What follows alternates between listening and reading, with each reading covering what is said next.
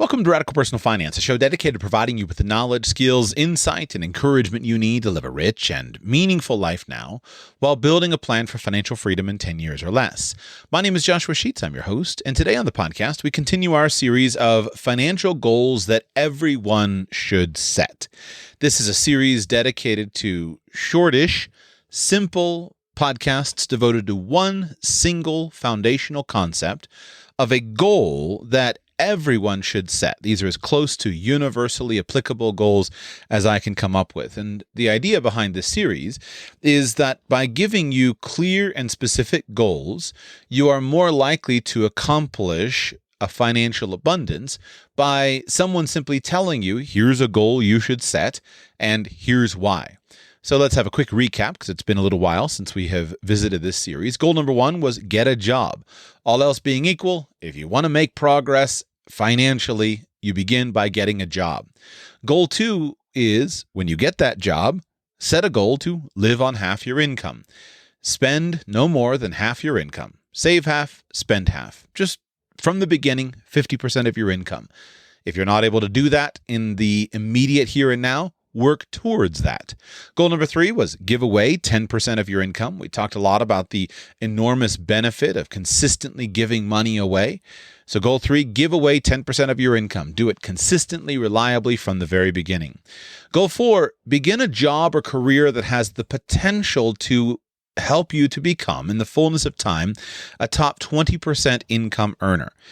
Basically, if you're working at a dead-end job, then set a goal to start a job that could lead to your earning top 20% wages for your context. You want to have a growth path in front of you. So you can switch from your dead-end job to a job that has a long-term potential. And that way, over the next decade or the next 2 decades, however long it takes you, you will know that you have the ability to grow and to become a top 20% earner, which in the fullness of time will solve virtually all of your financial problems. Goal number 5, get as much of the highest quality education that you possibly can as soon as you can. Education, more education is always a good idea. And so you should get as much of it, of the best quality education, as quickly as you can, as early in your life as you can. Goal number 6, fully fund a Roth IRA. We talked about the power of a Roth IRA. That was the first of these discussions that is U.S. specific. So for my international listeners, you will have some version of that in your area, and we'll come back to other kinds of retirement accounts later in the series. Goal 7, I encourage you to own a dwelling place free and clear.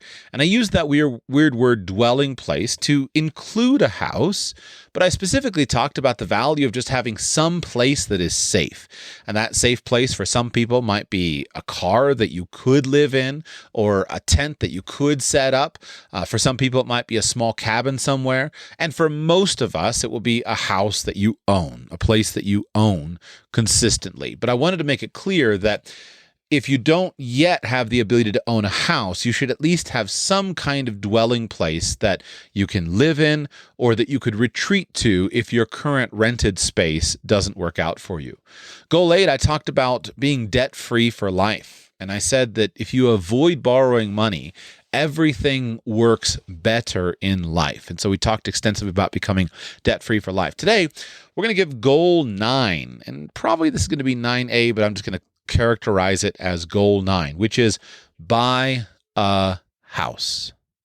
Now, everything I said in goal 7 of dwelling place still applies, but here specifically today, I'm going to talk about the value of your simply buying a house.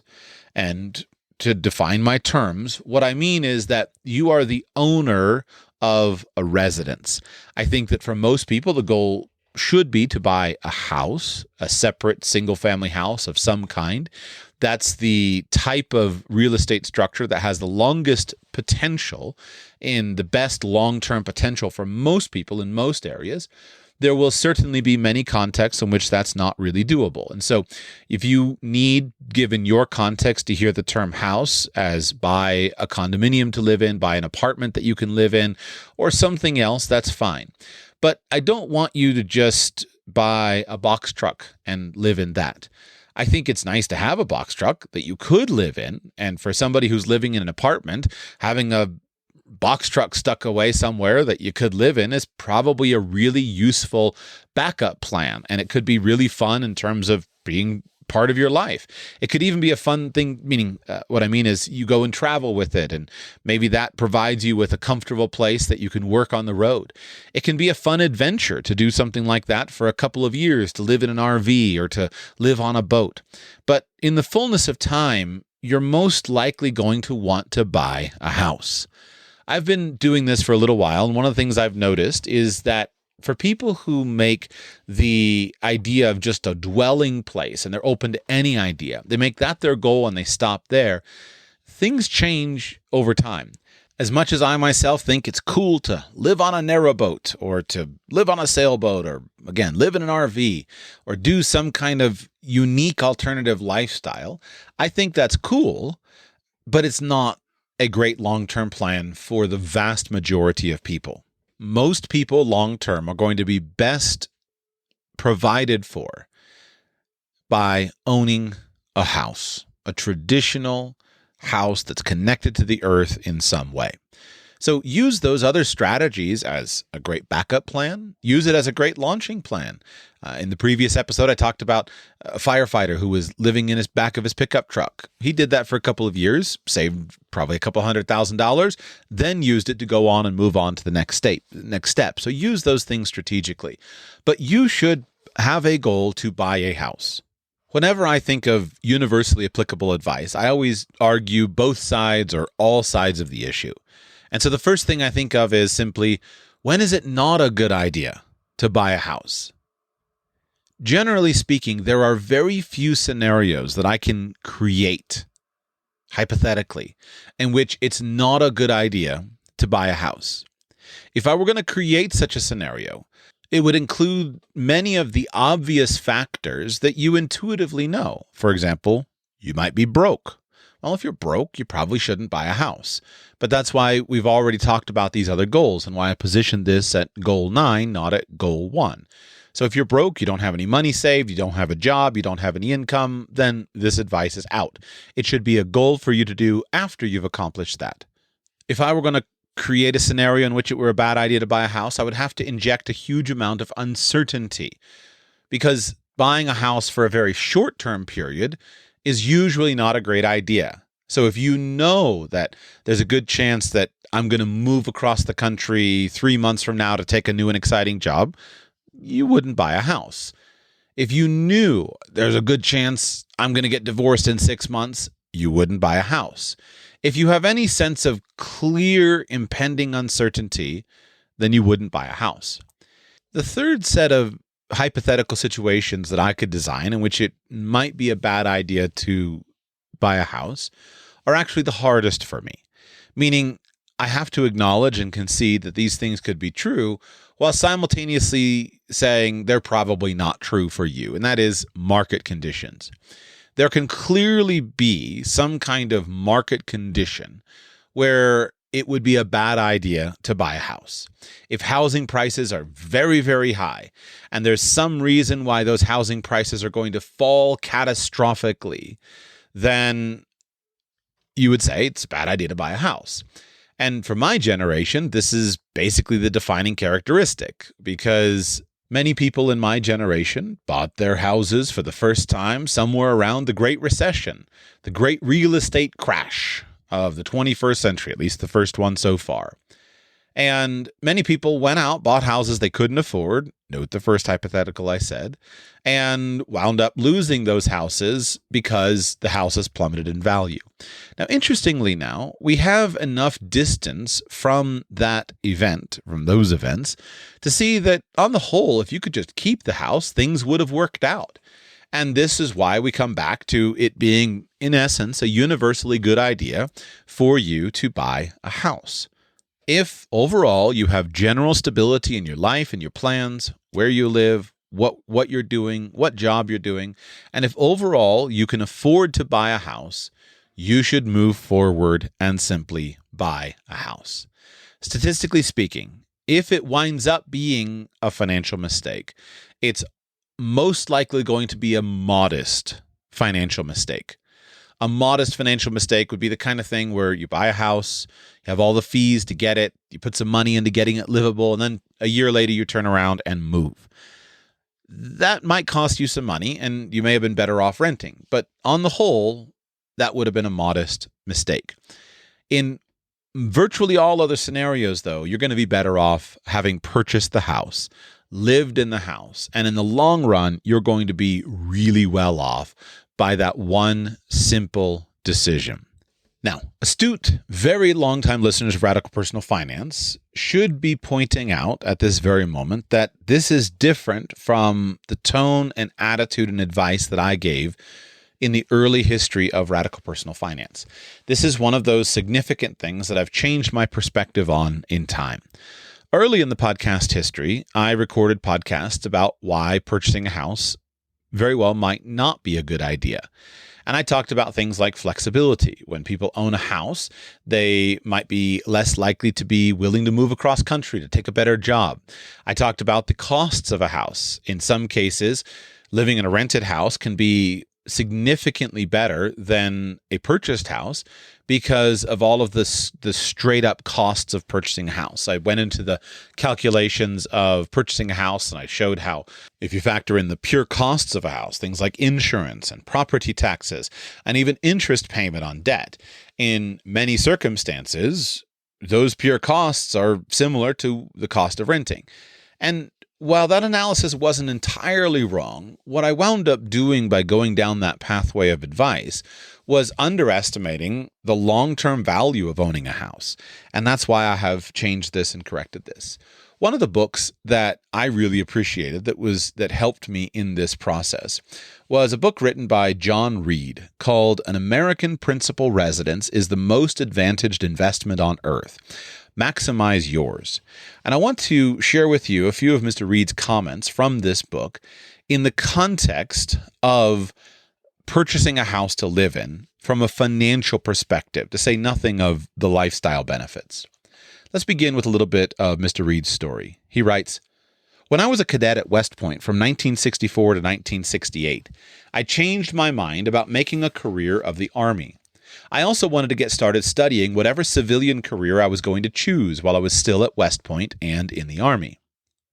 When my senior year at West Point started, no civilian career had captured my fancy, so I decided I needed to force a choice. I knew I wanted to get rich young. Financially independent, I called it. So I researched how to go about that in the West Point Library. Admittedly, a far cry from what the Army had in mind when they decided cadets needed a library. One article ended up being my main influence. In 1967, I believe, Time magazine did a cover story about young millionaires. One was the guy who started Airstream Trailers. Another was a Manhattan sandwich shop with a line around the block during weekday lunches. At the end of the article, a summation paragraph said the way to do this was to have your own business or to invest in real estate. A couple of comments here. I think that this is something that many people, many young, aggressive young men often do, is they say, I want to get rich. So what's the most direct pathway to getting rich? This is something that I myself did. I had many friends who did it. And as Mr. Reed talks about, you often wind up in the areas in which information and inspiration are most easily sold. You wind up taking a real estate investment seminar, a stock trading seminar, an options or futures trading seminar, or business seminar of some kind. And this, by the way, I find very frustrating because while those could be pathways, I think generally they're pathways for people who don't have other good options. And so we really should give more attention to good career planning because you can become wealthy in the fullness of time through almost any career, and in many cases much more easily than pursuing one of these sensationalized careers. Back to the story. Army officers cannot have their own business. Upon graduation from West Point, you become a second lieutenant in the Army. When I graduated, you had to be an active duty officer for 5 years. So, my plan was to study real estate investment in my spare time as a cadet and as an officer, then get out of the Army on the 5th anniversary of my graduation, June 5th, 1973. I also planned to buy my first real estate investment, a duplex, which I did on April 15, 1969, while I was a second lieutenant in the Army. I never lived in it. It was 16 Harvard Avenue in the town where my mom lived, Collingswood, New Jersey, and she received the rent and occasionally called someone to get something fixed while I was in Vietnam. One thing you'll notice from the story, by the way, is that most things in life favor those who take action. And in general, people who own real estate, things work out. And so you'll always see that as a consistent pathway. The key is to be the kind of person who goes ahead and takes action. When I'm counseling somebody who's thinking about buying a piece of real estate or buying a rental or not buying, I usually advise buy it, try it. Because in general, it's simple and understandable. It's hard to mess it up entirely, and you'll learn a lot from the actual process of doing it, lessons that can't be gained in any other way. Fixers. The basic plan I was following was to buy income, rental, properties in need of fix-up, fix them, raise the rents and thereby the property value, then trade up to another more expensive income property and repeat.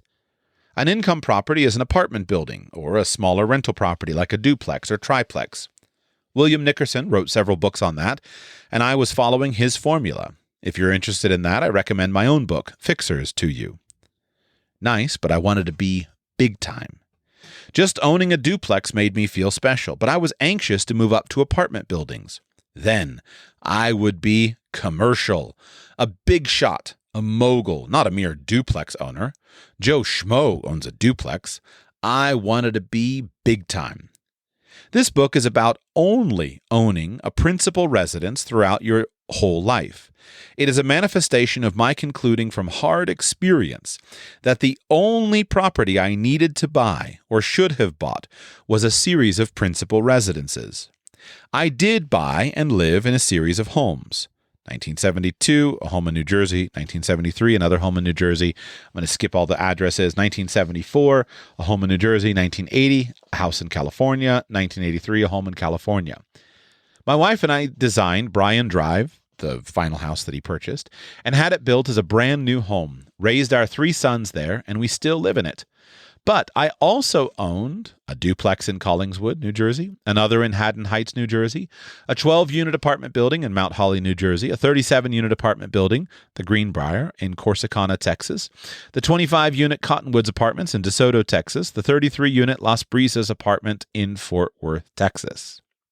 So we can see from Reed's accounting of his history of property ownership that he did it. He accomplished the dream of owning dozens and dozens of doors. He hit the big time. Tenants and employees are too often a pain in the neck. We got sued. We had to fire bad employees and try to replace them with good ones. The main problem was the savings and loan debacle in Texas in the 1980s. To make a long story short, we lost $750,000 in apartment buildings in Texas. And I checked and learned that if, instead of the apartment buildings I owned there, I had owned single-family homes across the street from my apartment buildings, I would have lost little or no money. That is when I decided my wanting to be a big shot, mogul, commercial, apartment building owning guy was the biggest financial mistake of my life. Classmate and I bought at the same time, but different results. More recently, a college classmate and I each bought separate, unrelated homes in the San Francisco area for about the same price in the same month in 1983. My wife and I bought Bryan Drive, the brand new house I described above in Alamo, a suburb of San Francisco. My classmate and his wife bought an old house in one of San Francisco's more prestigious neighborhoods, St. Francis Wood. Another long story short, when they sold theirs for over $4 million in the mid-2010s, ours was worth about $1.8 million. Why the difference? Partly they did more fix-up on their old house than we did on our new one. Mainly, the Silicon Valley economic boom affected the city of San Francisco more than our East Bay suburb. I was happy for them. I preferred our new house in the nice weather, uncongested East Bay Hills to the cold, blustery old neighborhood they lived in. They sort of felt the same way, and that was why they sold it. They relocated to La Jolla, a gorgeous oceanfront neighborhood in San Diego. But think about the numbers. They made more on that one house than I made and lost on my apartment buildings. Hell, so did I with my less spectacular gain in one suburban house. Plus, I had no tenants and no employees and no lawsuits with my principal residence. Now, pay careful attention to this next section. I should have only bought principal residences. The light bulb went on. I should have bought nothing but single-family, owner-occupied principal residences. My principal residences cost $32,000, $30,000, $36,000, $122,000, and $356,000 if I recall correctly. But during that time, I also bought 68 rental units. If I had put all those down payments and negative cash flow into my personal residences, I could have bought something like double or triple on the last 3 houses. Call it 2.5 times bigger. That would have been $90,000, $305,000, and the $890,000 purchase in 1983 in Greater Silicon Valley would today be worth something like $10 million. Suppose I had pursued that strategy my whole adult life knowing what I know now. I can't do that now because I am 74 years old, but with my help in the form of this book, you can, and maybe my 3 sons can too. Also, the list of advantages of an owner-occupied single-family principal residence is extremely long and beats not only apartment buildings, but also stocks, bonds, commodities, and almost all other investments. The only reason to invest in other types of assets is to diversify against the risks of principal residences. They do have some risks, and there is a chapter about those risks in this book. Now, I'll give you the list of advantages in just a minute, but I want you to pay attention to that. Reed made his business first by investing in real estate after he got out of the Army. Then he became a real estate guru, publishing books on real estate and maintaining an active real estate newsletter. And here at the end of his career, at 70 years old, he discovers that all he had to do was buy a house and live in it, and then systematically upgrade that house over time. And that's basically the essence of his book. When I read that book, combined with other influences, I realized I cannot short-circuit these benefits. And that's when I became a much more consistent advisor to say, you should purchase a house and live in it. Now, one more paragraph here, and then the list of benefits.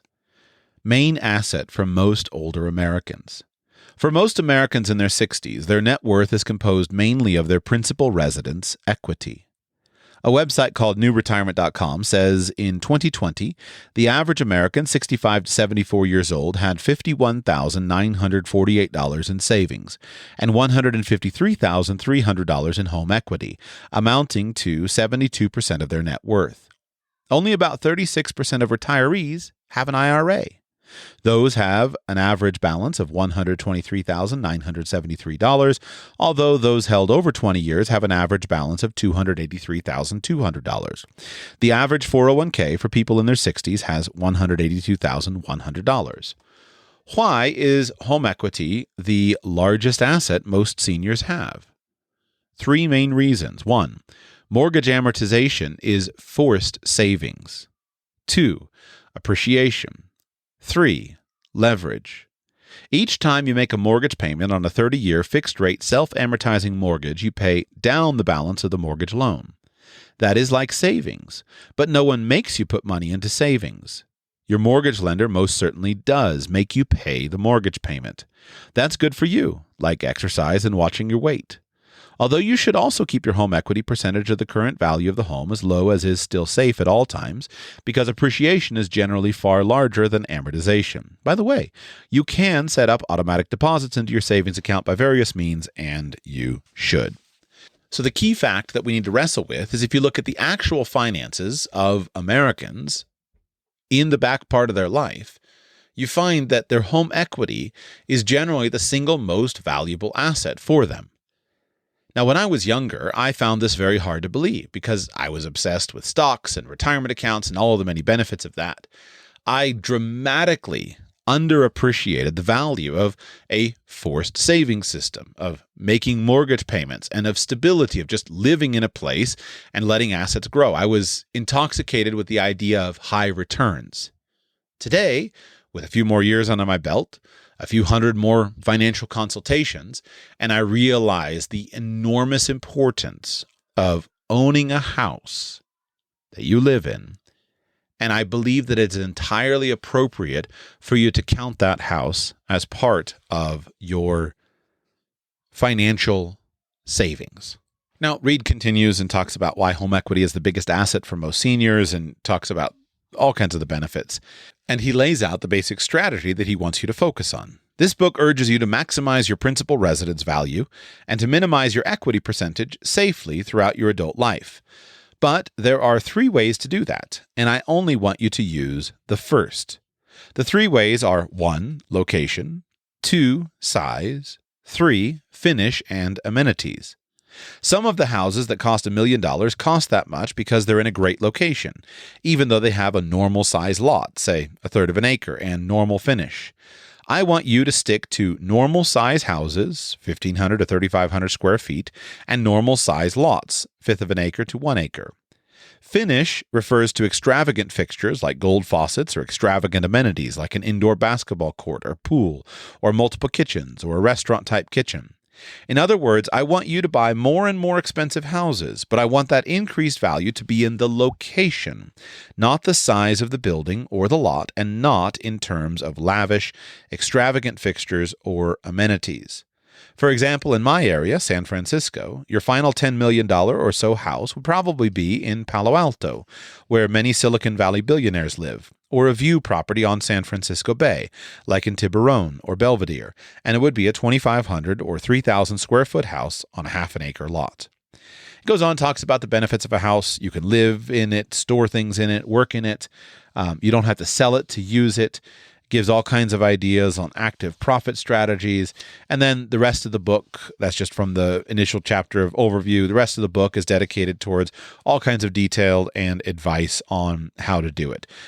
The benefits of homes over other assets, leverage, use value, active profit strategy, price variations, life phases, transaction costs, risks, working at home, school district, climate, property taxes, energy, insurance, telecommunications, parking, living off your land, durability, pool, and a conclusion. It's a good book, as are most of his books.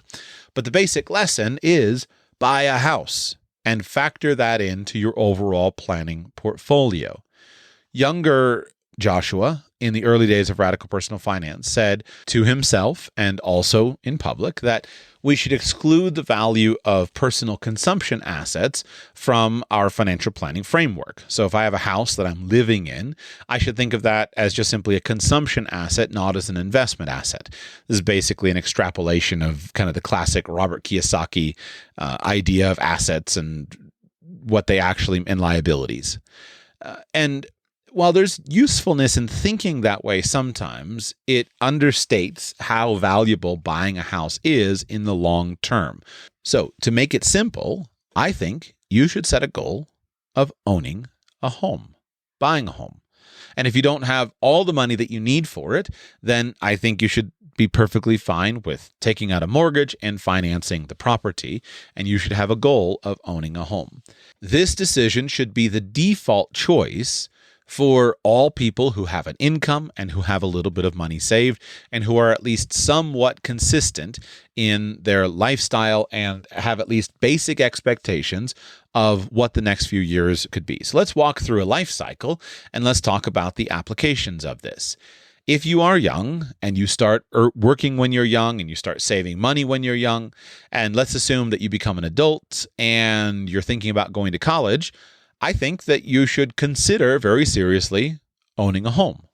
Some colleges may have rules about your living on campus the first year. That's fine. Go live on campus the first year. But after the first year, buy a home near the campus and then go ahead and get a couple of roommates. Live off campus, own the home, have your roommates pay you a rental payment, and enjoy the benefits of having an asset that you now own instead of purely renting or paying money to the school for the school's real estate. That's a good strategy. Now, when you finish college, you can sell it, or you can keep it. That's always the choice that you have when you're ready to move out of a house. And while you can go both ways, you don't have to generally choose in the short term. So you finished up college, great, keep the apartment, keep the house, keep it rented out to college students, have a management company or do it yourself from afar. It's not that hard to do. Let's say that you're moving around, getting a job, no problem. If you move to a new city, stay in a long-term Airbnb for 3 months or 6 months. That's fine. But in the meantime, if you're looking around and you have a job and you think, I could be here for at least a few years, go ahead, purchase a home. That's actually a great time to go ahead and list the first house that you bought when you were in college for sale. After all, you're living in an Airbnb, so you can just simply take that time to go through the selling process and then go ahead and purchase your second house while you're still deciding, is this job going to work out, going through the probationary period. If you know that you're only going to be somewhere for a year or 18 months or 2 years, and you're sure that you're only going to be there for a short time, then that's a good reason to rent. Better to just rent inexpensively or, if necessary, pursue some kind of alternative housing. But if you're going to a place and you're not sure if it's going to be 2 years or 4 years, go ahead and buy a house. It'll probably work out. And if it doesn't, you probably won't lose much. Going on through life, be willing to just simply repeat that process. And each time you sell a house, trade up. Trade up to a house that is in a better location. And make sure that you generally always own a home. If you are renting, it should be a strategic decision for a specific reason. I'm only here for 1 year for a contract. I'm specifically looking for a house, but I've just moved to a new area and I don't know where specifically I want to live yet. It should be a strategic move to rent rather than the default option. The default mindset that you should instill and install into yourself, into your children, and into anyone around you that you want to win with money is that all people should have a goal to purchase and own a home. Do that process consistently over a lifetime, and there's a pretty decent chance that you will have millions and millions of dollars of real estate equity that will perform a very valuable function for your financial planning in the fullness of time. There's much more that could be said. Comments about the tax deductions, the leveraging ability, the security, the asset protection. I could make this podcast 4 hours. I'm choosing to make it 30 minutes in hopes that it will reach more people and allow you to interact with those you love around you. So in conclusion, goal number 9, goal that everyone should set: own a house, a home for yourself and your family.